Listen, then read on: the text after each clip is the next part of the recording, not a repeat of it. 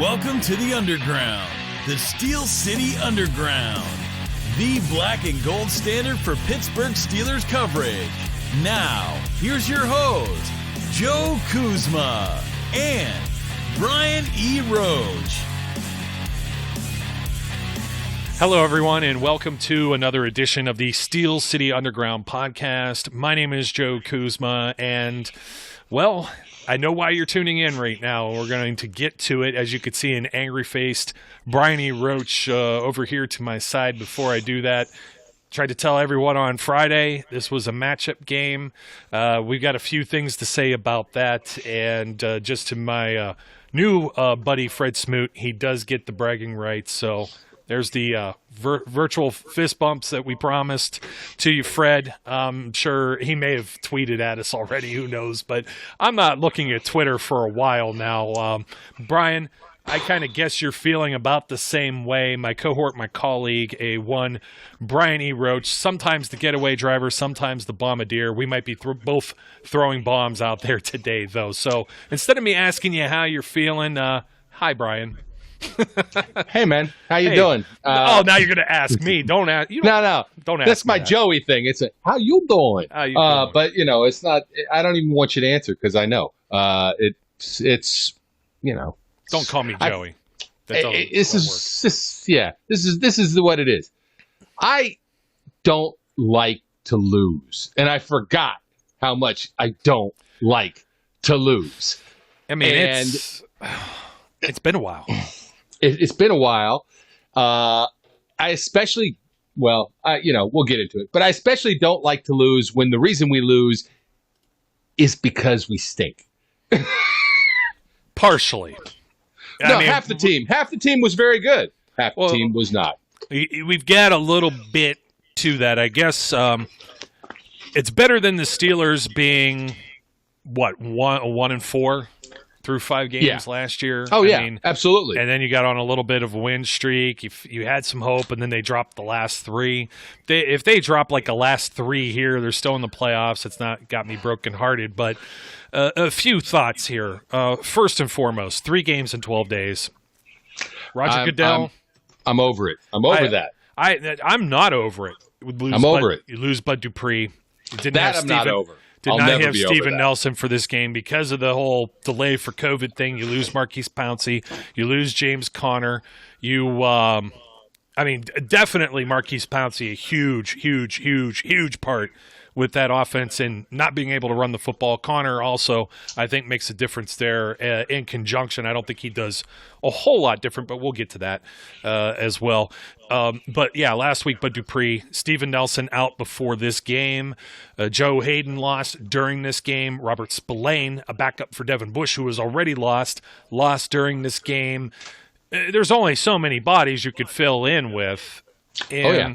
And it hurts. I still think the defense largely did their job. I'm not going to place it on them. The offense, on the other hand, penalties, drop passes, and finally a team that makes a mistake, the turnover. The defense did not get the splash play. And there you go. That's pretty much what I was talking about in the pregame with Fred. It wasn't necessarily, I think, Mike Tomlin being overly aggressive. You also don't have Chris Boswell, so you're hedging some of your decisions, some of your risk on if you're going to have a first-time untested kicker, if you're going to place the game in his hands or not, especially there on the 1-4 down play. So the injuries and the decision-making, to a degree, I'm going to say mostly offensive play calling, is really what stings for me in this game. Yeah, I didn't get my opportunity to basically say this. I'm over the Randy Fichtner thing. I'm just done. I'm done. It's bad, and I'm tired of it. I know one of our compatriots. I don't know whether it was just in the back rooms that he said this. I think it might have been because you don't want to say this publicly, but he did say, "I want Todd Haley back." I don't want Todd Haley back, but I don't want Randy Fichtner anymore. I'm sorry, I don't. I'm tired of it. It's the lack of creativity is driving me nuts, and I cannot stomach it anymore. I don't have a problem with Todd Haley, the play caller, but Todd Haley, the individual person, is not a good fit for an environment you just cleaned up with Clown and the other guys, that are no longer there. So more of a team effort with the Steelers, especially so in a loss. I mean, it stings. It sucks. I don't know what else to say. You got Ben Roethlisberger attempted 53 passes. I think it's time to just go through play-by-play here. What's that? Were there any? I said 53. 53 passes. Yeah. What, and 51 last week. That's 104 passes in 2 games. Brian, what's always been the formula we've come up with? They've dodged it to this year. And you know what? Going back to your point, forgetting what it's like to lose, I don't know that it hurts me that much. You're expecting it to happen at some point. I don't know that the undefeated streak pressure got to them so much. No, I don't think so. I think it's more fatigued. You played against a team with 10 days rest who had that much extra time to prepare, and you're missing some bodies against a team that's getting hot, who has a good defensive front, has a good DBs. I mean, these are all the things that were discussed in the pregame. They have a running game. Unfortunately, they had lost rookie Antonio Gibson early, or we may have seen something very similar to the way the Ravens played. Of course, trying to stop the run, you're putting Avery Williamson out there now in some situations, which I don't know that he's fully integrated into the defense at this point. I really can't hang a whole lot on the defense. No, this is not a defensive failing. I mean, They had the obligatory bad series, which was the one series. They always seem to have one letdown series a game, but you can live with that. You know what I mean? Especially considering the fact that the offense is just not picking them up and giving them rest time. So the defense is not my issue here. It's the offense, and a lot of people are going to throw some shade at Ben, but it's not even Ben. Ben's putting balls where they need to go, and guys just are not catching them. Eric Ebron, I believe, had 85 drops in this game, as well as other guys. I mean, look, I'm not down on them, but man, they got I don't know, just work the jugs machine or something. I don't know. They need the little "this is your baby, you cannot drop the football anymore" kind of thing or something. It's contagious. Deontay's dropping the ball. Juju had, I think, 1 drop, and James Washington has been very good when he's been allowed to play, but man, he doesn't get in enough. And I don't know where Chase Claypool was most of this game. They threw at him a couple times. He had a couple catches. What did he end up with? 4 targets? Four targets. Only and 2 caught for 38, but you got a flag on the 1. Yeah. The other one, a great play. I think it might have been Ronald Darby who got his hand right up in there. And I mean, what else can you say? Hey, let me rewind this because there's going to be some people talking. They're now 5-7. They come in 4-7. Tomlin plays down to the teams. Oh, stop. No, and no. This is a Washington football team. If you didn't watch the pregame, they've had adversity with Coach Rivera, COVID, cancer, or all these things that were going on with them. It was cancer, right? There was some type of I forget which variety or flavor, but that was the off-season kind of thing. This was a team with a new coaching staff that didn't have an off-season. You had Dwayne Haskins penciled in as a second-year starter. It didn't work out. They put Kyle Allen in there trying to get Alex Smith back off of IR for this comeback. Alex Smith is a quarterback who's been around about as long as Ben. Came out the very next year with Aaron Rodgers in that draft. He's been around the block. He's played for a few teams, but he's a guy who is a game manager that doesn't make a whole lot of mistakes, and it was something that was said in the pregame. Now I was calling for 6 sacks. I thought he might have went down a little more.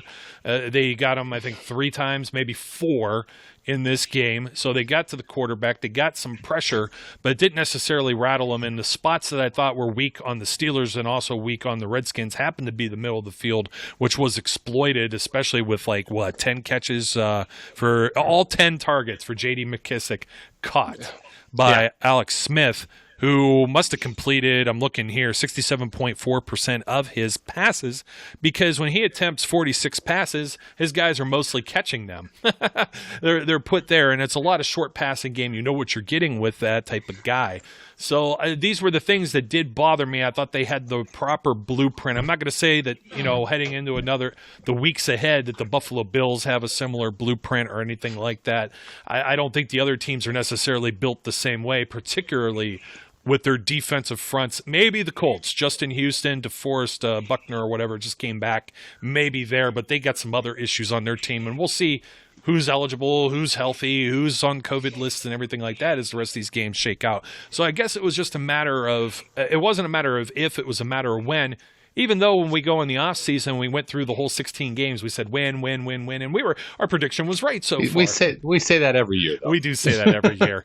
That's just called being a homer. So, yeah. Anyways, I'm going to go through something. I'm not sure if you're aware of this. This is not including tonight's game's statistics. This is heading into tonight's game. Prior to Steelers on first down, rushing plays to passing plays called 155 runs to 162 passes. And okay, so the average yards per run, obviously in a first down situation with 6 to 10 yards to go, they're gaining 4.12 yards.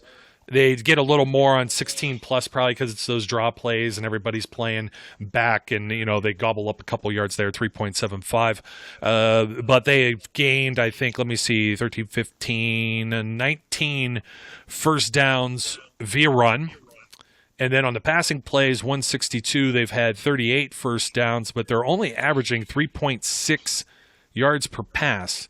When they're in a passing situation on first down, 1 to 2 yards ago, and 3 to 5, it's a half yard and 0 yards gained on these little dumpy screen passes that aren't going anywhere. 6 to 10, it's 6. They're all short yardage plays, is what I should say. It's 6.16, 3 yards, 9 yards. It's very predictable, and it's almost 50-50. It gets worse with the play calling when you get the second down. You have 88 to 152. So teams know you're not even going to run the ball. There's no creativity here. And I think I brought this up in the back rooms before. When they do run the ball, 4.3, 3.6, 5.3. That's what we're looking at, anywhere from 1 to 10 yards when you break it down, with the short to longer distance. The passes get there a little bit when it's 1 to 2, 8.75. Maybe they got them off a little bit on when it comes to thinking they're going to run the ball on second down, even though they don't. Third down, it's 32 to 129. 32 to 129. It's even worse. And then fourth down, it's 7 to 5. So it's almost a split there as to what they're going to do. And all of those, obviously, with 1 to 2 yards to go. And it's just the conversion numbers are not good. First down, getting a first down and passing the ball. The short yardage is literally 50%. The 6 to 10 has only been 23% or so. And, of course, the long darts or whatever. But I mention this because as we're going through the plays, the very first thing that is called in this game is a deep pass to James Washington, which almost worked in their favor. Could have. But they immediately wanted to get him involved, like they said. And then, of course, you're going right to your other stud receiver, Ray McDonald. And, let's bring that up real quick. Terrible. Daryl Johnston, Kevin Burkhardt. Get rid of these guys. Ray McDonald. He said that both teams had a 3-and-out when Washington got a first down with Terry McLaurin on the very first they're play. Just so bad. Oh, they were all over the place, and TJ nearly getting his helmet ripped off. It was halfway up his face, like up to his nose, his chin strap. And I didn't see a flag there, so that was pretty silly, Brian. But 3-and-out on the very first play, and then you're kind of thinking to yourself, well, this isn't looking too good already. I didn't talk to you before the pregame, and I tweeted this out before the game that this, because I agree with the analysis that you guys did. This was not going to be a gimme. It was never going to be a gimme. Mr. Smoot was dead on in saying that the weaknesses that the Steelers have line up well with the strengths that the Washington football team has. And it was just not going to be a straightforward thing. And I actually thought they did a fairly good job maintaining things in the first half. The first quarter was atrocious. It's just ugly football. It didn't look good on any level, but they weren't making huge mistakes. They just weren't connecting. Then they started to get things rolling in the second half, but then they went away from all that as well. I don't know. I don't know what this is a trending question on Twitter. What is the offensive identity of this team? The answer is schizophrenic. That's it. They don't know what the hell they are or who the hell they are. And they need to figure that out. If you're going to be just a passing team, then be a passing team. Fine. But find ways to do it and stop calling. How the hell do you lose 2 yards on a 3rd and 10 draw? Especially when they don't run the ball on 3rd down. I mean, it's crazy. Look, I want to talk to the professor being an O-line guy. I want to talk to him about this at some point. Why the offensive line has downgraded so much. Because it has. And it's not just Pouncey isn't there the last couple games. Even with Pouncey there, they haven't run the ball well. And we need to talk about it because they just haven't. We've said this, I've said it, you've said it, other people have said it. They run the ball better when you put Kevin Dotson in. And why? Because he's a big, giant, grown-ass mauler who knocks people around. The rest of these guys are getting long in the tooth, and they're finessing, and they're not blowing people off the line anymore. So it's time to look. The Hulk got hurt at the beginning of the year. That was unfortunate, and now we got Dotson doesn't play, and they don't run the ball, and I don't know what they do about that. But the offensive line play has severely degraded in my view, especially with the running side. The pass protection is there, but people also make the fair point. When Ben's getting the ball out in less than 2 seconds, you ain't got to pass protect that long. No, not at all. I think that's part of the issue, though, is that the guys just aren't. They don't allow them to get into any type of rhythm to run block. Like, there's just no opportunity for them to even know what the heck run blocking is. So you have no idea if they can really do it effectively or not. It's asinine, I'll tell you. And to have all of the weapons, you see all the guys that have 400-plus yards, some multiple touchdowns as wide receivers in this group, and you throw Eric Ebron in with that mix. What the heck is the problem? You shouldn't have a problem with identity, and you've got a stable of running backs that even if you did run it by committee, there should not be an issue here. And I think that as we've talked this is an awful lot of stuff to say and an awful lot of panic for an 11-1 team. There's a great meme, whatever the hell those things are called. A meme? Meme. I don't know how to say these. I know memes. I'm old. I don't use those electromechanical things. Stupid, weird names that people use. I'm a software developer. I of course use those things, but I don't understand memes. It's a meme. It's got an M-E-M-E. Do you do the GIFs and the gigabytes? No, it's a GIF. I don't care what the guy who did it is. It's a GIF. But and the PDIFs. But okay, the meme is this. Here's a picture of us at the beginning of the season imagining 11-1. Yeah. And here's now after the first loss. It's like if you told us at the beginning of the year, oh, they're going to go 11-1, you'd be like, great, I love it, I don't care, fantastic. Now because we were 11-0, we lost the game. Everybody's like, they lost their freaking minds. I mean, Twitter's exploded. They're going nuts. Oh, fire Tomlin, fire Ben, kill everyone, throw the team in the trash, start again, import the Browns. Oh, get out of here.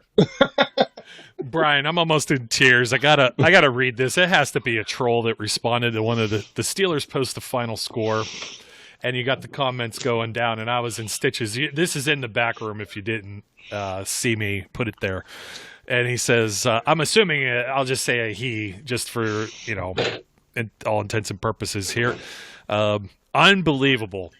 As a season ticket holder since 1776.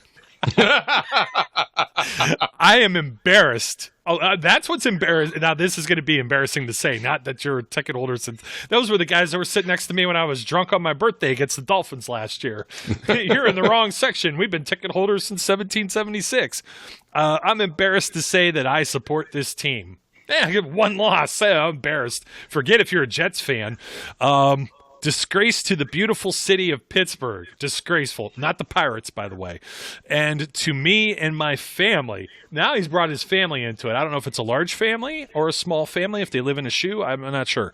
But disgrace. Embarrassed disgrace. Goodbye subscription. Look, I don't know what that part is. And hello, New York, where it looks like they know how to run a real football teams. Right. Now the you're way like, you run which New York you team? No, both lose, of them. Yes. Both of them. You purposefully lose. Well, the one, at least they beat the Seahawks. But, the Jets went out of their way to lose that game. Well, I don't know if Greg Williams did, but he's not a winner come today. So no. Look, I get it. I get some of the angst. And the reason is it's been 3 games in a row that they've looked bad. They won 2 of them, so you can walk away from that and go, hey, all right, well, at least we won. But now you lose and you continue to look like crap on one side of the ball. That's concerning because you sit there and go, what the hell happened? We didn't look this bad. Now we do. Well, let me reel this back. Do we know is it all play calling or is it execution? It's a combination of both. I agree. And I think a lot is execution because if they execute some of the plays where there's drops, maybe a mistimed pass or a bad pass, or then all of a sudden maybe you're not having the same conversation. Maybe they punch it in on 4th and 1, they go ahead and you're not having this conversation right now. They still win by a point if everything else plays out the same exact way. That's just my thought. And I agree with you completely. It's a combination of two of both bad execution of the called plays, whether it's a drop, whether it's a badly thrown ball, whether it's not cutting back a run that should be cut back or not hitting the hole that's actually there. Whatever it is, there's bad execution, right? There's also a real questionable play calling going on at a variety of times. And you add those two things together, and what you get is some crappy looking football. And that's eventually, we've said it for multiple weeks in a row. Eventually it was going to bite them and they were going to lose a game. Guess what? They lost this game. And the truth is they could have gotten crunched in this game. Had Washington been a little better, you never know. They could have really lost this badly, but the defense is good enough to keep them in every game. And that's why at this point you can't just throw in the towel and go, oh, well, that's it. Fire everybody. Get rid of everybody. No, they're still a very good team. They're just playing badly, at least on offense. Yeah, I'm going to say that as well. And, I'm just going through. We're usually looking at all the plays and the different things that go on here. So it wasn't a 3 and out that Daryl Johnston, the Moose, who was just on the loose all day with his – I thought Collingsworthless was. I'll take Jonathan Vilma back over Johnston. Oh man, come on, Johnston. At least Vilma could be like, well, I was drafted the same year as Big Ben, but I'm already out of the league. So anyway, they had that short pass to Terry McLaurin. You're like, Scary Terry's going to eat him up all day long, and he didn't. He didn't.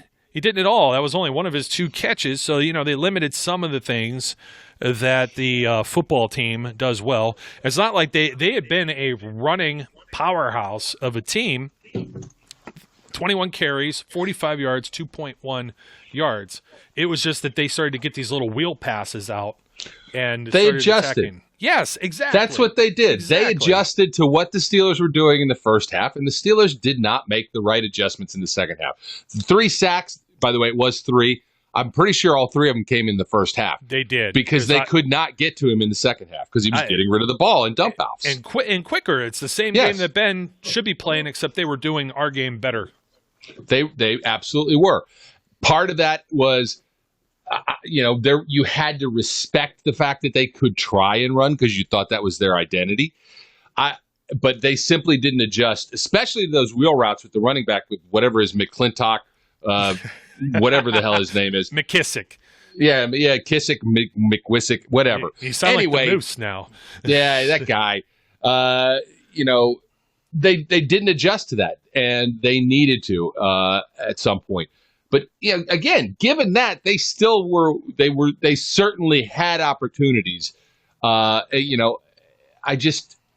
They just did not execute when they had the chances to do what they needed to do to win this game. They failed. And that's primarily on the offensive side of the ball. The defense gave up the one touchdown, but beyond that, did they give up 2 touchdowns or just 1 touchdown and a bunch of field goals? And you're catching me in a spot where I'm trying to think. No, they had the Peyton Barber 1 yard, and then the 1 yarder, and then the Logan Thomas one on the actual. That was the bad one. That was the actual drive there. So, but going back to this, there's no reason on film. You have J.D. McKissick, who's been targeted 68 times. He's known as the passing down back, which is very awkward because a lot of people thought that may have been one of Antonio Gibson's strengths coming into this.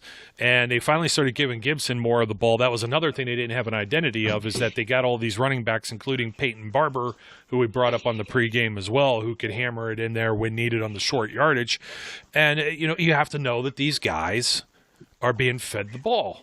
I mean, pretty much you're looking at McKissick was already the second leading receiver behind McLaurin. They really don't have anybody else that they throw the ball to. Maybe Dontrell Inman, or you saw, Steven Sims or Cam? They have 2 Sims. They have Steven Sims and Cam Sims. So, let's go through the Steelers' second possession. Benny Snell, they attempt to run the ball. Was this the first run? Yeah, because all 3 plays were passes to start that first drive. So they attempt to run the ball, no gain. So what do? Let's pass to Juju for no gain. Now there's a false start penalty. You go back 5 yards. Now there's an incomplete pass on 3rd and 15 with an eligible player downfield.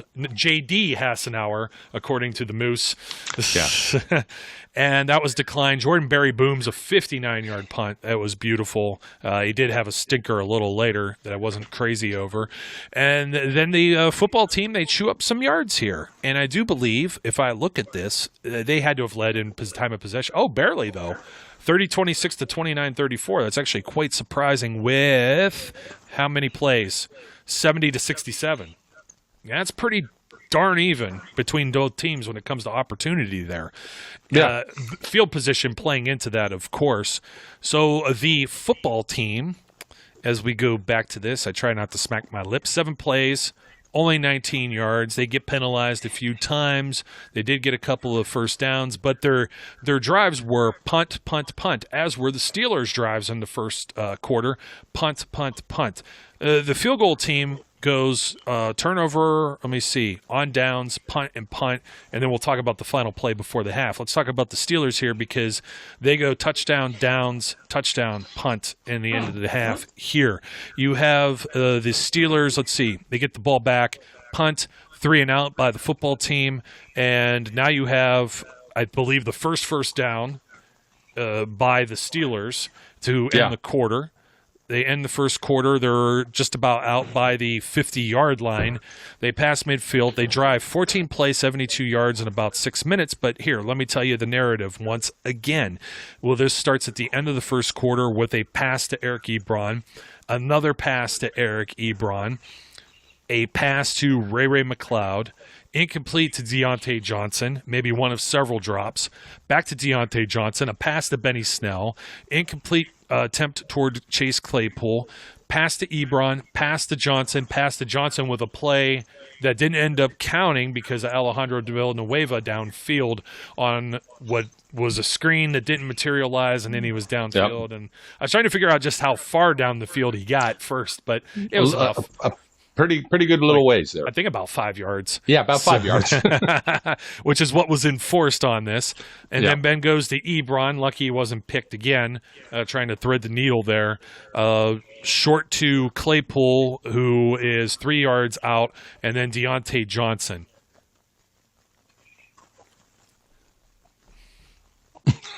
For those who are listening to this, I'm just stumbling around for trying to figure out 14 plays.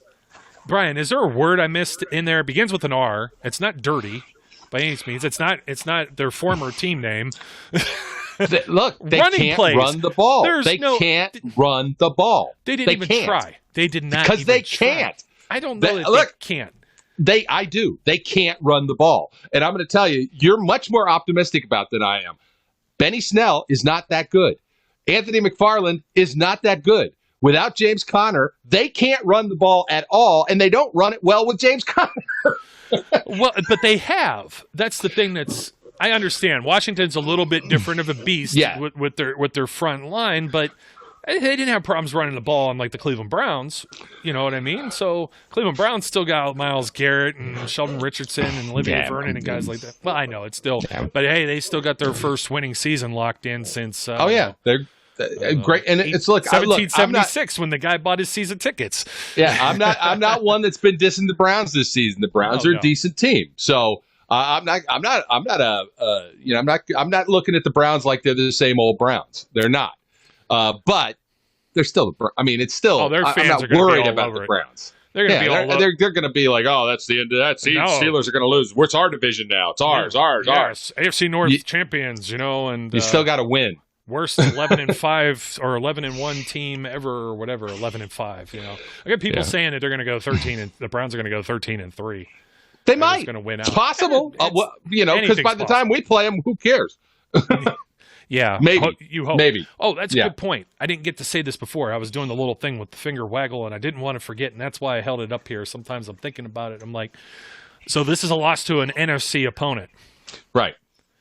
Chiefs which lost is not to as big a deal. Yeah. An AFC opponent. Yeah. With the Raiders. We still have first place, yes. Control their destiny. Minor positive thing to take away from this game. Oh, Chiefs struggled too, though. Yeah, look, the Seahawks lost to the Giants at home, where they're never supposed to lose, and everybody is up the Seahawks' butt. The Chiefs lost to the Raiders and almost lost to the Raiders again and played badly and had to come from behind to beat the Broncos. So don't give me a bunch of crap about how the Steelers are just struggling. All teams struggle at games, and it is, it's not easy to win them all. You won't. That's more than likely the case. Yes, it's tough to watch this team play right now because the offense is not playing well. But remember, they didn't have nearly these kind of drops issues at the beginning of the season. They'll get through it. They'll overcome, and then all of a sudden they'll catch the ball, and we'll all be, oh, yay, they're going to win the Super Bowl again. Let's just see how it plays out. You can't. I mean, I know everybody's out there, lighting stuff on fire and going crazy and losing their minds, but you can't yet. You shouldn't. You shouldn't. Yeah, you can do whatever you want. There's only one reason. I'll give you a good reason to burn some things up, and it should be a referee jersey, not your Steelers jerseys. But we'll get to that. Don't get me started on that. And you can wash your Claypool jersey now, Brian. Thank God, because it's a little ripe. Okay, Ooh, I see the flies buzzing around. So yeah, it's a little ripe. Washington here, football team. I want to call them Redskins. I want to call them Red Wolves or whatever. I don't know. Was saying the team that. with no name, whatever. So they're no going to be like, team. oh, they're undefeated against the Steelers. Good luck. Yeah, good job. But great for you. Yeah, a couple of penalties here backs them up. The 1st and 20. They get a couple yards here, and then they have Logan Thomas, who also mentioned as a potential weapon here, has been a heck of a tight end, makes some great catches. And I said this, the good old boys club with the referees, were not the way this has been going already with the number of flags and John Hussey's crew. There was no way they were overturning that for Logan Thomas on the 3rd and 13. Right by the down marker. No. There wasn't a good enough camera angle, once again, seeing through bodies to vindicate overruling the good old boys club. So I do think in that case, the Steelers got away with one. Then they did. We do have a grown-ass man award, definitely one well-deserved, and it comes off of this play where they had a whole menagerie of trickeration trying to go on, and McKissick gets the ball, and Mike Hilton says, not today. Mike Hilton definitely was again the smallest grown-ass man on the field, but damn was he all over that field today. He definitely earned his gam for today. I wish he would have gotten that one pick. It didn't end up happening. So here you go with the Steel. This was Washington on their own 34. They went a little aggressive here on the because they got to lose. They got a losing record. So, against a different opponent, maybe they think we got a whole lot more to risk later in this game and they don't go for it. And I guess, it doesn't turn out their favor and the Steelers get great field position on the 31. Immediately loses 4 yards to a pass to Jalen Samuels. The problem I'm having with some of this is, and it's nothing against these gentlemen, Jalen Samuels, Ray McLeod, Jalen Samuels, another name about to come up here too. It's really the play select. Why are the plays going to these guys? When you have Juju Smith-Schuster, when you have Chase Claypool, when you have Deontay Johnson, when you have Eric Ebron, when those guys catch the ball, you want to get James Washington involved, and he disappears after that first series pretty much, with the exception of the big play that comes up in a little bit. I don't know. I'd have to see some of these snap counts, but you have Jalen Samuels loses 4 yards. Chase Claypool gets he gets a grown-ass man for this 30-yard catch. Big play. That was nice. Second biggest play for the Steelers in this game. Benny Snell up the middle, 4 yards. They ran the ball on first down. Coin flip. That's what they do. They're not going to run it any other time here. They're on Washington's 5. They get up to the 1 yard line. I'm like, Benny, punch it in, Benny. I need this for my fantasy team. Now, let's talk about running game on the goal line in the red zone. It's a whole different ball game there, for sure. Was Derek Watt on the field? Yes. For all of this, though. Not. I don't know if he was on it for all of it, but he was on it for at least some of it. Yeah. And it doesn't matter. Benny Snell, right guard, no gain. Benny Snell, right tackle, no gain. Now this, obviously, why are they running right all the time? Because they are not running left behind Villanueva. No creativity there either. They know Villanueva and Filer are not getting the jobs done on the left side of that line. The strongest part of their line is behind David DeCastro and Chukwuma Okorafor. No surprise here. And you're running up against what? Against who? Like Montez Sweat? You're not running. You should run right at Chase Young. At least he's a rookie. Maybe you might catch him by surprise. Even though, we're Buckeyes fans and we know a little differently. That's a whole other freak of nature right there. Yeah. So anyway, Steelers take a timeout here because, of course, they got to put together this play to throw a pass to Gerald Hawkins, who is an extra tackle. It wasn't even necessarily the best pass for him. Well, first of all, look, he gets blown up. Yes. As they point out in the play, normally when you got this extra tackle in there, he comes away clean. He doesn't. I think it was Sweat, blows him up, knocks him back. Now he's out of position, and unfortunately, that's when you got that play call. There's very little you can do other than run with that play call, right? Because everybody else is just faking it out, and you're trying to get the big man TD, and it just doesn't work because the play gets blown up, and you're not unless the ball is perfect. Look, even if they threw him a perfect ball and he caught it, he wasn't getting in. He wasn't. Well, no, in. not where he was. Yeah. I forget which game I was watching because I had the red zone going on Sunday. There was a play just like that where they got one of the big guys involved. It may have been Kansas City, to be honest. Might have been. I can't remember. I can't either. So Benny Snell, they try and do it again. Now, this is where Chase Young comes in off the edge, unblocked, off that left side of the line. And if he doesn't grab Snell by the ankle, Snell's in. He's doing the little leap over the line, the dive play. And I mean, it was literally, you could see on the replay his elbow. I mean, the football had to be right, inside his elbow here. It was that much from your elbow from the outside to the inside that was not over the plane of the goal line of the end zone.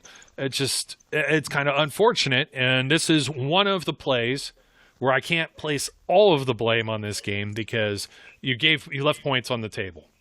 Right here. Yeah, they left points on the table a couple times, but that was a big one. And it, look, it drove everybody nuts. When you can't score from 3.5 inches out, that's a statement. It's a statement that your offensive line's not getting it done. And they're saying about a sneak. Would you felt comfortable sneaking behind J.C. Hassenauer? I don't want to look. I get it. Ben's 60 million inches tall, whatever, he's a big guy, but they're getting no push. Where's he going to go? You need some kind of a crease. A quarterback sneak only works if you get some push, right? And you got to get some. So do you want Ben reaching over the goal line trying to say, okay, I'm in, and then getting hit and the elbow gets hurt or the arm gets – no, you don't. I don't know. I get it. Everybody whines about they don't do quarterback sneaks enough. They ought to be able to punch the damn ball in. To me, bring in Kevin Dotson, put Matt Filer on the mid, and run behind that ass. Well, here's my other point with that. Even when you clear out the backfield in a lot of these plays, you're not even sending Claypool or Ray around to even kind of fake a misdirection play. Or what about the little counter play to Derek Watt? You have like the offset eye or something, and it's just the short handoff on your left hand or right hand offset from wherever Benny Snell's lined up. There was nothing like that. It's just... I got to make a point about one of the things you just said. I think that this is one of the reasons I'm concerned about the way play calling goes. They get something that works, and then they run it into the ground. And then all of a sudden, everybody's looking for it, and they go, oh, well, it doesn't work anymore. And then they never use it again. Was there play What happened to the jet sweeps with Chase Claypool? Yeah, I know. They stopped working because people were expecting them. But you haven't used one in 3 games. Where's been the play action? Well, yeah, but they never do that very much. And I mean, there's just not a whole lot. There's a little bit. It looks like the RPO type thing here or there out of the shotgun. But when you're throwing the ball, wait, we had how many times they ran the ball? It was, hold on. 11D12? No, it was 14 times. And we said the magic number, you got to get to 25 touches with these backs. And we even used to say that with Lev Bell, at least throwing them the ball. They don't throw these guys the ball unless you're trying to do some impossible pass to McFarland, who was open, but you didn't really lead him to the best spot there. No, it wasn't the best throw, but he also did not play the ball very well. It's a combination of things. He is a rookie. And that's his the body other control choice. Wasn't great, but yeah. That's the other again, selection there, the choice. That was their decision to make that play call. I get it. Sometimes you overthink things. Oh, they'll never think we're going to throw it to the rookie on 4th and this, blah, blah, blah. Then don't. Do something else. Throw it to a guy who's making plays. Well, they do that. They do that right after here. Here's another 3 and out. We're almost to halftime, finally. I don't know how long we've been rambling individually. Sure. We're getting through this game at a snail's pace. But Ben Roethlisberger, 50-yard pass to James Washington. 2 tackles. And looks like a grown-ass man there. Yep. Kudos, hats off to him. The Steelers' defense once again forces another punt and gives Big Ben, I think, with at least 2 timeouts. Yes, 2 timeouts here. They have a 1st and 10. It's on their own 10 because Tress Way, how far did he kick this ball? It was on here. Oh, this one was only 36 yards because they were at the 46. I'm trying to figure out. I didn't even look to see how they got there. He had a 60-yarder, but Ray had a nice return on that one. That's right. So there was an automatic timeout charged during that for an injury. An injury. And then, they lose Spillane, too. I'm hoping that isn't a serious knee injury. It didn't look like it. It didn't look like the Bud Dupree type thing. It looked like he may have gotten banged up. Yeah, I don't know. More than pulled, and Hayden with a concussion, and we'll see what else is going on. So the Steelers, you're thinking, man, 2-minute drill, 149. Naturally, let's run the ball with Jalen Samuels. We got to try him because it hasn't worked with anyone else to this point for 1 yard. Let's chew a little clock. It gets down to 112. There's a pass to Deontay Johnson, short right for only 6 yards. I get you're trying to get him in space. But, man, they're just leaving everything right in front of this defense. They don't have to play anything behind them because you literally took, just a couple deep shots, and that's all you got. And all you're doing is throwing the ball. You're not even giving. And when you clear it out, Brian, it's the thing that annoys me the most is just that there's, as soon as they send, McFarland or somebody down, it's definitely a pass play. There's no guesswork involved. But anyways, again, this was a pass short. Juju Smith-Schuster for 2 yards, who then is out of bounds. They have a measurement, and it's the links of the chain, but they were on their own 19. What are you going to do now? So, you're talking about spots or whatever. I thought if they had gotten that first down, it would have been a generous spot. So the football gods... It was a generous spot that they got. Well, yeah, that's what I mean. So the football gods evening out the Logan Thomas thing there. So Jordan Berry punts, only 40 yards on this one. They get the ball, Washington on their own 41. They find one of the Sims for 30 yards, 11 yards to McKissick, Another pass to McKissick. He gets out of bounds. It's only 1 yard. Alex Smith gets sacked by T.J. Watt, grown-ass man today, of course. Sacked again. Stephon Tuitt. They had already used their last time out. So when he's sacked and loses 7 yards, he walks off the field with his ball. Now, that play took off with 24 seconds remaining. He walks off. Just to clarify for people, there are kicking footballs. They have tubs of them. They have different footballs they use in-game for the offense and different balls for the kicking game that they scrub up, scuff up, whatever they do that they like to prefer in order to kick the thing. And for whatever reason, they cannot acquire, the referee team cannot acquire a football, a kicking football, from Washington's sideline. So who gets penalized by this? Not physically with the flag. This clock should have run out. This is a running clock. Washington's permitted to kick this field goal because of an administrative issue. The amount of profanity that I spewed over that, I can't even fathom it. The epitome. I don't even want to say the refs stink. The refs are idiots and should be taken out and shot. That's how bad this is. What the hell kind of penalty is administrative problems? That's or an issue. You can't have administrative issues. That's not an acceptable excuse. That's nonsense. They should be embarrassed, and they should all be fired. Fire them. They all should be fired. I'm still hot about that. Look, this is a rare occasion. Did this cost the Steelers a game? No. But they absolutely gave the Washington football team 3 points. That was a gift of 3 points. There is no ifs, ands, or buts about it. There should have been no attempt. And if there was none, they still lose because they lost by 6. But they lose by 3, whatever. Or maybe Mike Tomlin takes a chance and later in the game when he doesn't think that Matthew Wright could kick a field goal, he tries it because it's now a different situation. Who knows? But they gifted him 3 points there. Well, yeah, and I'm watching the replay of this right now, and that play had started, what did I say, like 26. Hold on, I'm getting it here. Alex Smith gets sacked. Let's see, he's going to go down here. Nope, that's the play right before. Let's get out of these replays and crap. They're showing Dustin Hopkins warming up on the sideline of the Washington kicker. And we have third down coming up here after the first sack. The second one's coming in here in a second. 24, 18. He goes down at 18, Alex Smith does. 15, 14, 13, 12. Hopkins is on the field. Other guys are rushing in. 10 seconds, 9 seconds, 8 seconds. They're trying to line this up, and they just stop the game. They stop the clock. The referee is even backed off from the center of the field. Now he's signaling. Look, he's signaling. They're all signaling to wind the clock. Everybody's standing around confused. Ron Rivera, rightfully so, is like, what the are you doing? Because they probably could have had and now he's thinking he's going to lose his opportunity to kick this and get their first points of the game. And he should have. Instead, the referees make a bigger mistake. And yes, Brian, this could have cost the Steelers the game initially, because before Ben even throws that interception that seals the game and gives them the extra 3 points, you're seeing a 6-point victory for those of you who might be casual fans that didn't catch the game. Maybe you worked late. You didn't have it on in your area because of the whole Fox regional coverage deal. You don't have DirecTV for the Sunday ticket, okay?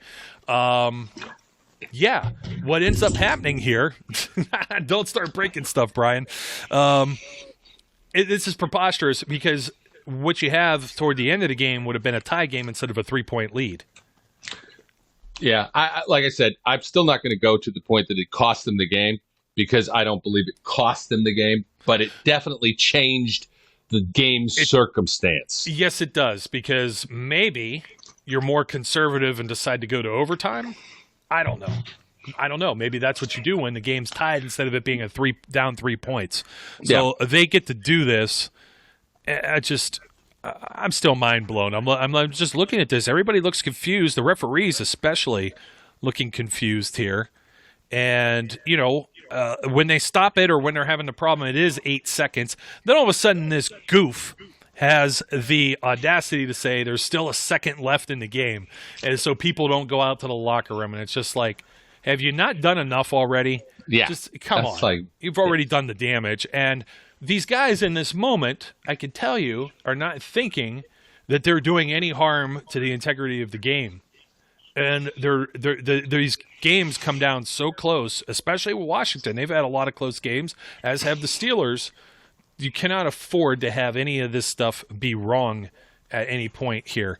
I would still like to know, or get a statement even from the league, as to what the heck was going on over there. A lot of people saw Alex Smith run off with the ball.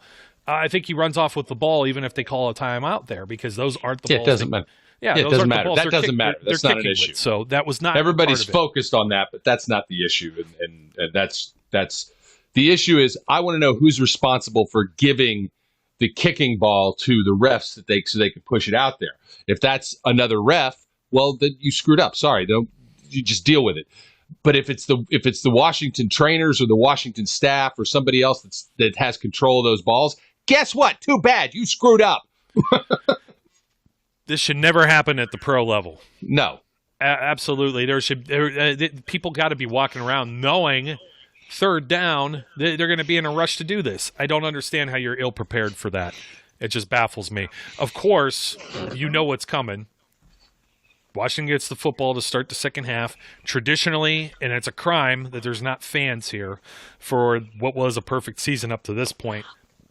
I think that makes a whole different story here if you got a noisy crowd and a packed stadium, especially for the way this season has gone.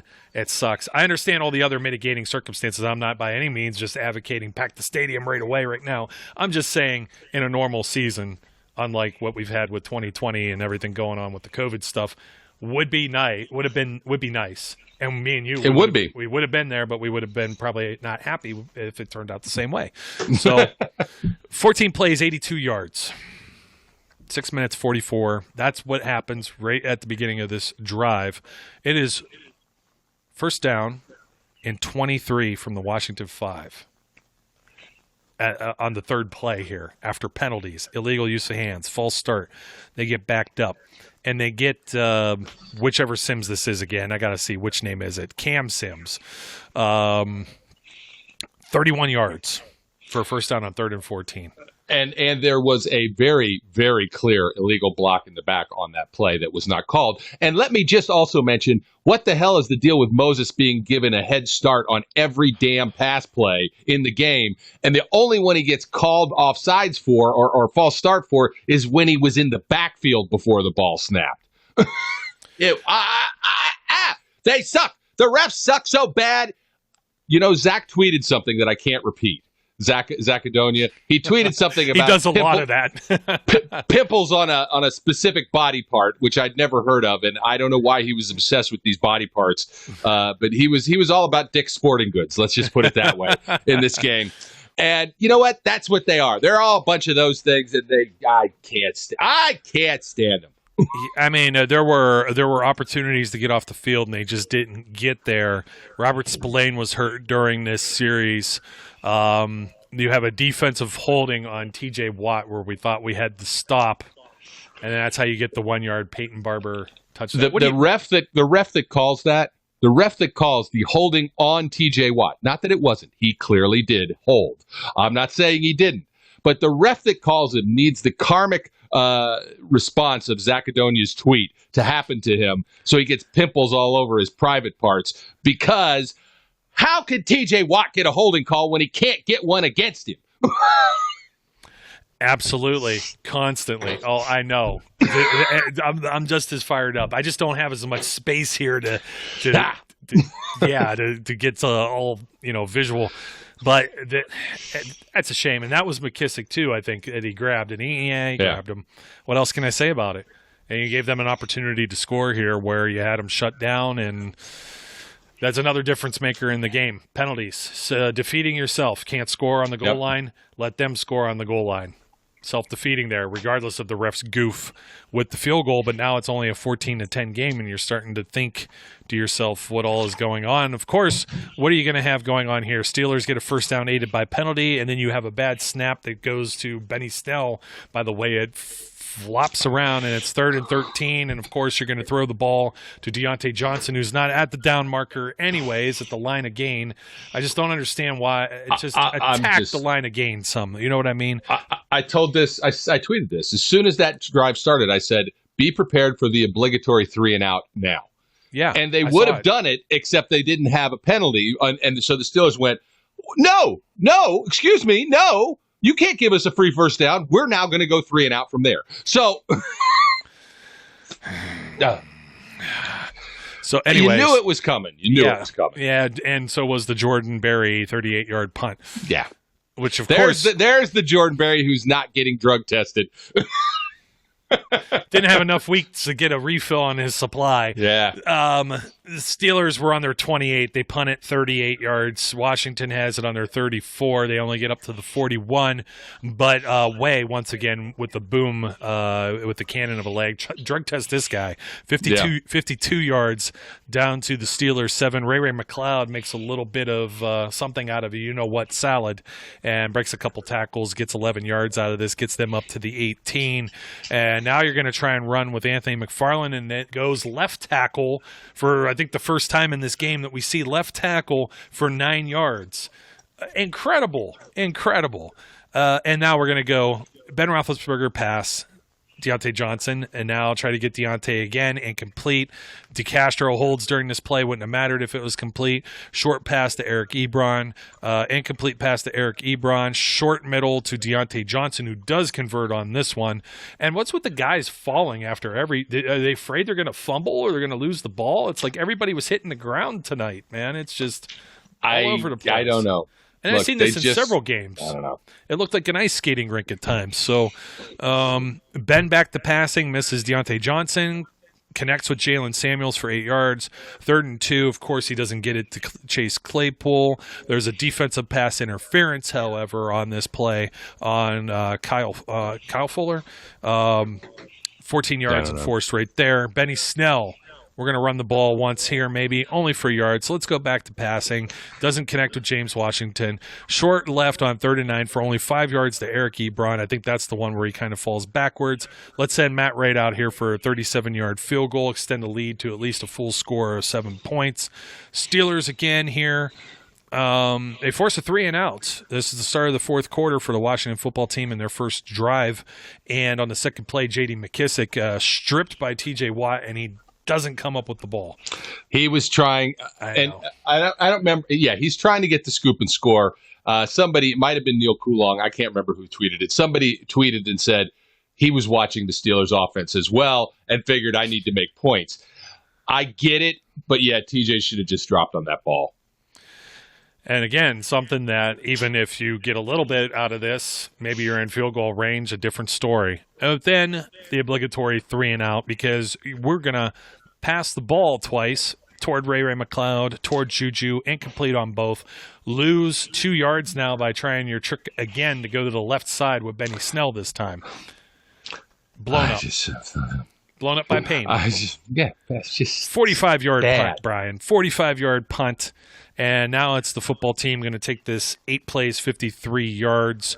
Joe Hayden gets hurt on this play. They immediately go after Cam Sutton, which I don't think was the smart decision, and they're very fortunate he didn't get his hands on one of these passes. Mike Hilton nearly had one as well during this game. Just the Steelers did not come up with any of the splash here. And there was just the one 3rd and 1 where Peyton Barber can run the ball and get 2 yards on it.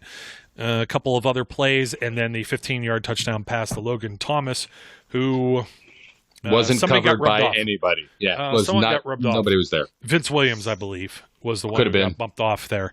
But somebody got bumped off the route design, obviously, that way all the time. Yep. All the time. We don't care about those anymore. Those are legal. So yeah. I'm not suggesting they throw a flag on that, by the way. That's sarcasm. So at this point, though, you now have a tie ball game. Naturally, the Steelers are going to come out with 9 minutes and not try and play any type of game possession or anything like that. Let's do some short passes. You get a couple of these strung together. You got it to Juju, to Jalen, to Deontay after a first down, to Juju again, and now an incomplete or a third down. Get it to Juju. Juju does what Juju's been doing on third downs. Gets 4 yards when they need 3. Another first down, looking good. Yep. Misses Jalen Samuels. Hits Juju for 9 here. Incomplete to Juju off of one that we've seen this many times. This is the one I think I most famously remember for against the Raiders when they lost that game years ago with the X-ray machine and everything. Almost like it's practically a screen pass, and it's dropped. It's not there. It's not connected. It's not executed. And let's go for it on 4th and 1 from Washington's 28-yard line. How do you feel about this decision? I understand that you got a kicker that you don't know, and he's kicking into the rough end of the field. Mm-hmm. All right, I get it. This is where that gifted 3 points makes a difference, right? Because maybe you go, all right, we'll give it a shot. If he misses it, the defense comes on. Maybe you don't feel like you have to go for the first down here. Maybe you try and kick the field goal. Maybe the kid comes through. Maybe he doesn't. But, you make a different choice. Now, if that's the case, now it's 20 to, then it's 20 to 17 if he makes it. And, you have that opportunity. I don't know. It is what it is. I didn't hate the choice to go for it. I understood it. I'd have kicked the ball. I just, the one that I don't understand here is this, now that it's this drive. 9 plays, 45 yards, and they go up by the 3 points. They already had the gift, so now this is the gift that keeps on giving. The Steelers have them in a position here on 3rd and 4 where the Cam Sims, I keep forgetting their darn names because there's 2 of them, 29 yards. Is this the one-handed catch? Wasn't that Logan Thomas? No, or was that McKissick? Sims. No, it was Sims. Sims got a one-handed catch over somebody. He was fending off Cam Sutton. This was it. Yes, it was. He was fending off and still come up with it. And sometimes that's the way the cookie crumbles, as you say. So Steelers wisely, to talk about Mike Tomlin and time management here, use these timeouts to aid the 2-minute warning, which they still had when Ben Roethlisberger gets the ball back after this 45-yard field goal. Now, let me talk about this. There's a defensive offside on this field goal. Was there one on the previous field goal, too? I was going to bring up that Chargers long snapper. Yes. It was the same thing. There's a defensive offsides on the one, but it didn't matter because he made it, and they weren't going to take the penalty. Illegal formation was the other one. Yeah, that was illegal formation on Cam Hayward. The guy's taking the ball and then snapping it. He's jerking it a little bit and then snapping it. And I saw it more than once tonight. And just another one of those things, man. It's going to throw him off. And but again, it's like it didn't help them in the sense of, it's not, the likelihood of a blocked kick was small anyway. That didn't really help them. It's just annoying. So you had a quick out Steelers have the ball, 2:04 shotgun, Ben Roethlisberger, quick out for Eric Ebron, swatted by Montez Sweat, picked off by all people, John Bostic in the middle of the field. I know some people are saying, well, what was Jalen Samuels doing? Jalen Samuels didn't know where the ball was because it was behind him when it was swatted. Yeah. So he's looking up in the air like, he's probably hearing people on the field say, ball, ball, ball, or whatever, you know what I mean? And they're looking around, and it's too late by that point. Nothing he can do. Nothing he can do. If you've ever been in that situation, it's nothing you're going to do. But I think Ben's forcing the ball here. And I think they're forcing a lot he's looking at Ebron a lot. And I don't know that that's a forced ball. What I think it is at some point you figure out that the ball's going to come out quick. And these guys know I'm not going to get to him. So I'm not going to try. I'm just going to get my hands up and see what happens. And that's what happens. You can't. When I look at forced balls, it's the balls like he tried to thread to Ebron in the end zone. It's the ball that he tried to thread to Juju down the middle with 3 or 4 Washington defenders. Those are forced balls. This is just a ball that he thinks is just going to go out. You can't but you can't account for those hands going up. I mean, Cam Hayward had a batted pass today, too. It just happens. When you know you're not going to get there, these guys are supposed to be trained. The flip side of that is the offensive line is supposed to be trained to keep their damn hands down, to try and keep them down. And they're not we've seen more batted balls at the line of scrimmage against the Steelers this year than I can ever recall. So I'm going to see if I can pull this up one more time just so I can get another good look at it. But here's my quick thought. This was a pass going toward the sideline. I don't think – I'm trying to see where – of course, there's still commercials in with the replay. Annoying in any sense. Okay. Let's see where we're at here. If it ends up loading, yeah, this is right after it gets picked off. So I'm trying to see precisely where Ebron goes. Okay, how about we – play this. It gets swatted. He's only 2 yards past the line of scrimmage. And he's headed toward the sideline. We're talking about creative play calling. You have the 2-minute warning. You still have a timeout. I don't expect you to run the ball or run a draw play or do something silly or stupid that's going to lose yards or gain you nothing and just waste the clock. But you could not a 2-yard out either. You could have gone anywhere with this football, and for it to come out quick, I don't know that that's a big gainer. And not only that, is he getting out of bounds? Because the ball's already down. What was it? Was it 2:04 when this was snapped, when this play was run? 2:04. So by the time this is thrown, you're going to a 2-minute warning regardless if he catches this pass or not. Yep. I did not think it was a good decision, whether it was Ben that was deciding to go that direction or if it was the play that was called or whatever. Again, vanilla stuff and predictable and not getting the job done. Not getting the job done. That's the problem. It's the vanilla nature of what they do. They have, and again, this has been commented a million times too, they've basically abandoned going in the middle of the field. They don't, other than short crossers, they don't try and stretch the middle of the field at all, ever.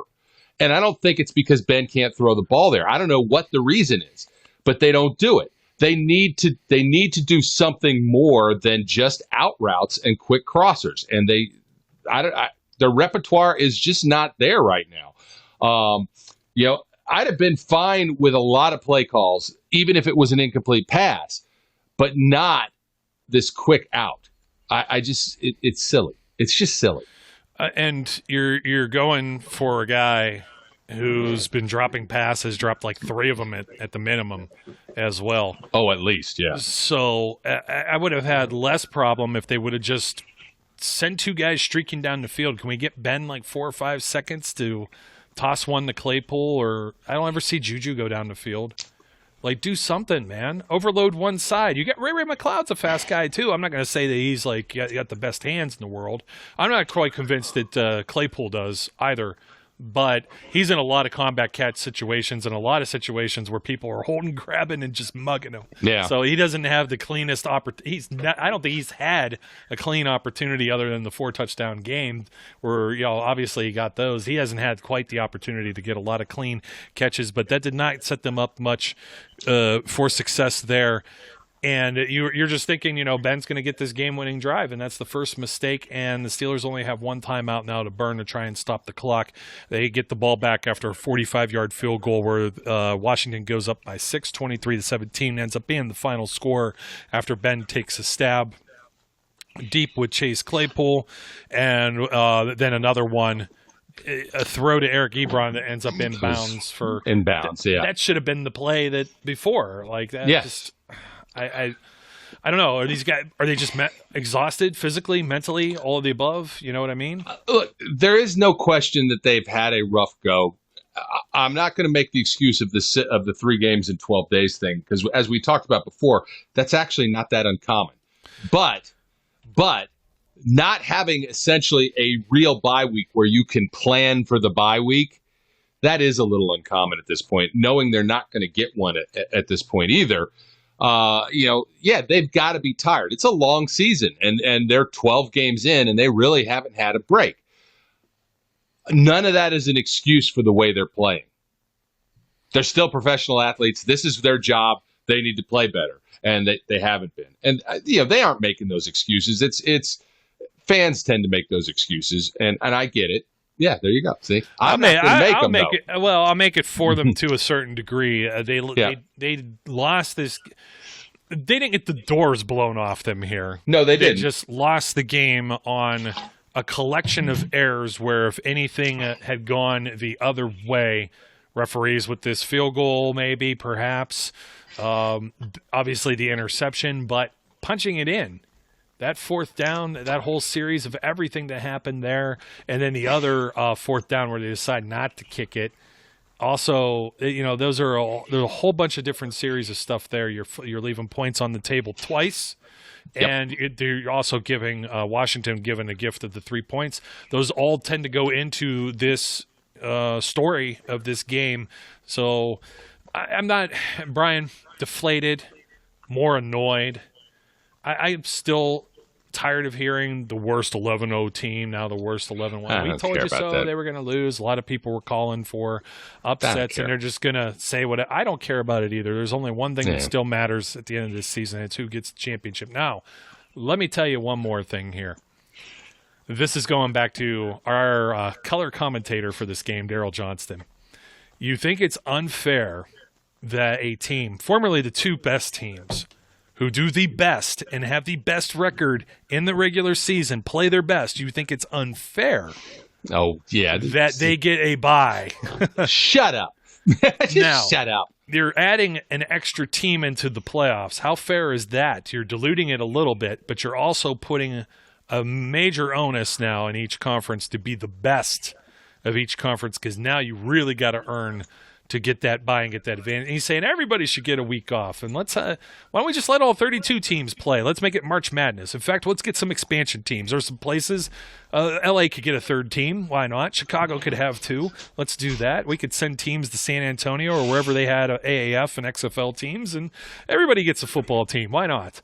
You know what I mean? Like, come on. At what point do you draw the line for silliness when you're talking about that was just stupid.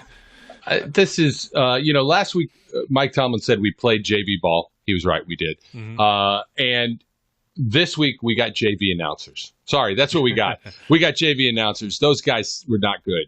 And thank goodness we don't get them very often. I don't even know that we'll see Daryl Johnston again. Well, no, he's a Fox guy, and for whatever reason, all those guys are annoying. Even Troy Aikman. So you don't have one even at the top of the food chain there. Cowboy lineage. It is. It is. The apple doesn't fall far from Jerry Jones's tree there. And I only have one more comment because speaking of Jerry Jones and a game yet to be played this week, Ravens get an extra day of preparation. Why didn't the Steelers get a chance to play on Tuesday? I don't know. Cause, Someone explain it to me. They don't like us. It's whatever. I don't care anymore. I just don't care. Whatever they give us, we'll deal with it. I don't care. The Ravens are the Ravens, and let them deal with their own issues. I'd love to see the Cowboys just beat their ass. I don't think that'll happen, by the way, but I would love to see it. Look, frankly, I hope that when the Ravens play the Browns again, the Browns smack them. Well, I hope they do. That's my point. So the Steelers are playing a Monday game, not a Tuesday game now. That they and the Ravens played Wednesday. Steelers did not get they play at 5:00, and the Ravens play this Cowboys game at 8:05. They get an extra 27 hours additional from the conclusion of the Steelers-Ravens game. And then, hold on, it gets better. Wait, there's more. They play a Monday night game against the Browns the following week. So they still get the Ravens got their bye before they played the Steelers, got their full bye, and knew they would have their bye. They got all of this extra rest and moved this game and all this other shenanigans that was going on that cost the Steelers an opportunity to prepare and be in their routine. I talked about this in the pregame with Fred Smoot. It was one of the main reasons I felt I was even more worried about this game. Lack of time, lack of preparation, lack of rest. And it's like, here, Baltimore, let's give you everything you want. The Steelers not only didn't have their bye, they practiced the whole week, and then it was like, oh, hey, by the way, that's your bye week. Good luck with the rest of the season, guys. Yeah. They just did the same exact thing with this whole mini-bye thing, and then pretty much jobbed them out with giving the Ravens extra rest, because then the Steelers still aren't playing a Monday night game the following week. They're still playing before the Ravens do, too. on a Sunday night. So yeah, I don't care. I don't care ridiculous. I don't care. I don't care. I'll make you care. No, you won't. I don't care. You know why?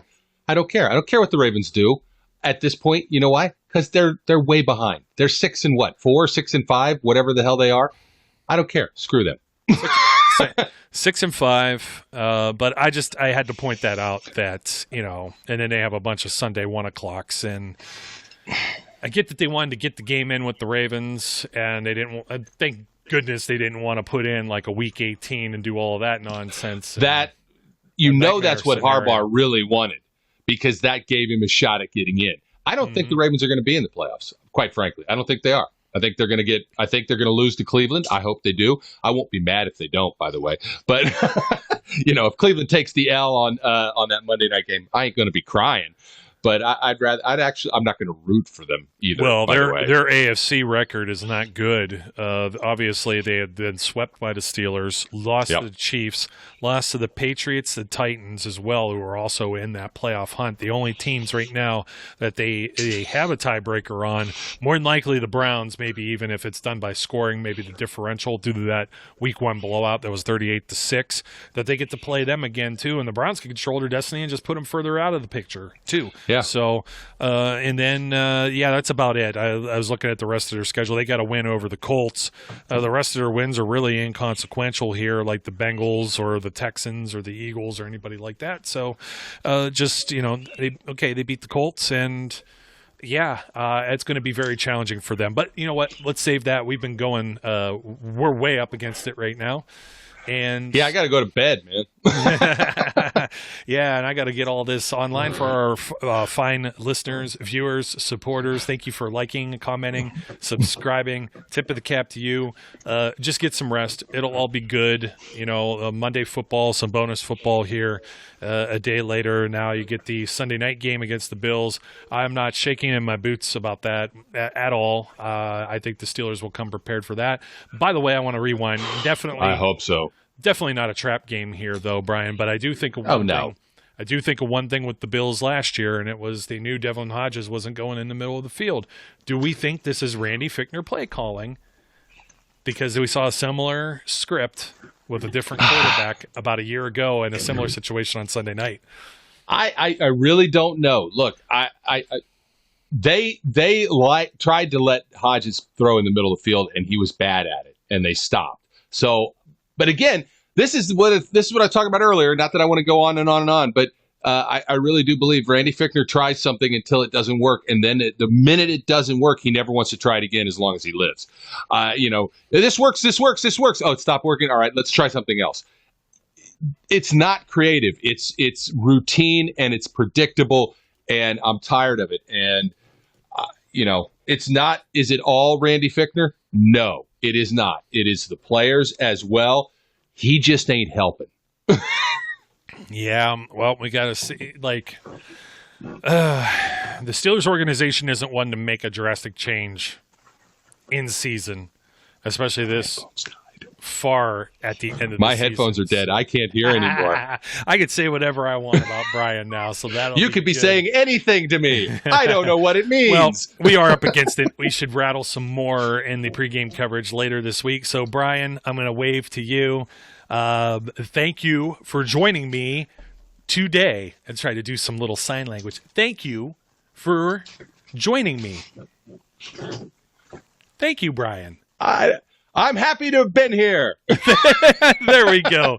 His wireless headphones died, folks, and that means you probably stopped listening to us. Again, for the 2% of you that are still out there, don't forget to like, comment, and subscribe. Until next time, my name's Joe. His name's Brian. We encourage everyone out there to be safe, be good, and we'll catch you later. We would like to thank you for listening and remind our listeners to follow us on social media and our website, www.steelcityunderground.com.